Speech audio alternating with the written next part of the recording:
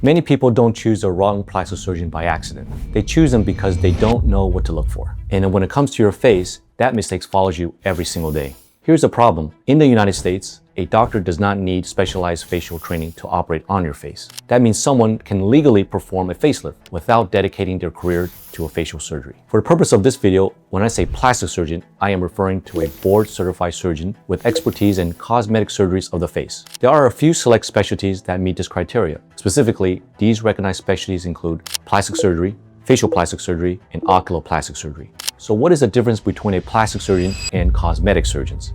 Well, a plastic surgeon is a doctor who is licensed to practice medicine and has also gone through rigorous training to earn the title of plastic surgeon. This includes completing an accredited head and neck surgery residency, plastic surgery residency, or ophthalmology residency. Becoming accredited as a plastic surgeon by the American Board of Specialties is another requirement. Ideally, the surgeon also completed an advanced fellowship training focused exclusively on the face. These training programs are much more difficult to be accepted into than other fields such as internal medicine or general surgery.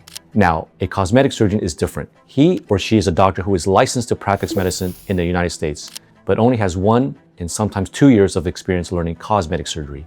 A cosmetic surgeon must also pass an oral and written exam to receive a board certification. What many patients don't realize is that anyone licensed to practice medicine in the US, meaning any doctor, can also perform cosmetic surgery, even if he or she has no formal training in the procedures offered to patients.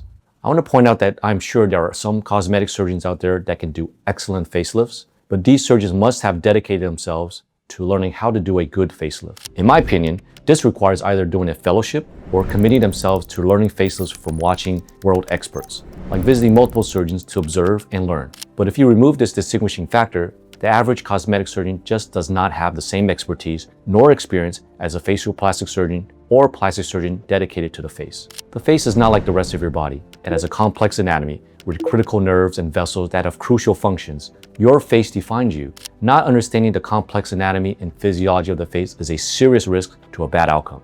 The most important basic responsibility and skill that any surgeon who operates on the face is safety. Your face is normal and healthy. You want to look more refreshed. You want to look like the better version of yourself. While you want your surgeon to achieve these goals, you also need to trust your surgeon that he or she will not do anything dangerous.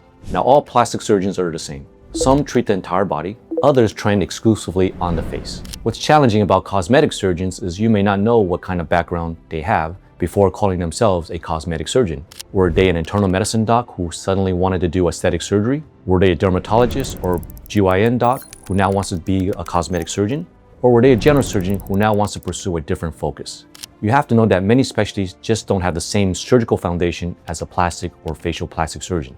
In my opinion, that difference is a key factor you must consider and research if you're looking for someone to operate on your face. If someone is operating on your face, they should be specializing in the face. Now you're probably thinking, how do I find out if the surgeon is focused on the face? Start with board certification. At the very minimum, the surgeon must be board certified in facial plastic or plastic surgery. Now with board certification in facial plastic and reconstructive surgery, you can be confident that that surgeon has gone through a rigorous 5-year head and neck residency, followed by a fellowship in facial plastic surgery. You can't get more intense dedicated training on the head and neck than this. There are also excellent plastic surgeons who do outstanding facelifts. In fact, some of the biggest giants in facelift surgery were and are plastic surgeons. But here's where this changes. Credentials alone don't guarantee results. You need to study their work. Look at before and after photos closely. Facelifts and rhinoplasties are challenging surgeries that also have an element of art intertwined with the technical execution of these procedures. And because there is an element of art, that means some degree of subjectivity is incorporated into the surgeon's work. So when you look at the work of the surgeon, does his or her work match what you want? Are the results natural? Do their patients still look like themselves but way better? Or are there dramatic changes? Some people do want dramatic changes. If that's what you want, then you must also look for surgeons whose patients get these results. Now let's talk about consultations. Are they rushing you? Are they telling you what you need before understanding your goals? Are they identifying every single problem in your face and pressuring you to get all these additional procedures? Or are they slowing down, studying your face, explaining their thinking?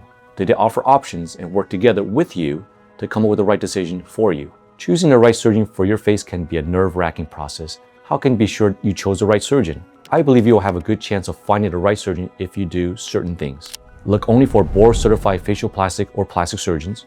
Look at their before and after results. Read their reviews. Even the best and most famous surgeons don't have all 5-star reviews, but you should read and look out for any frequent concerns. For instance, if there are many complaints regarding complications and the doctor not addressing these, that may be a red flag. If possible, ask friends, families, coworkers, etc. Sometimes this is challenging because not everyone will reveal they had facial plastic surgery.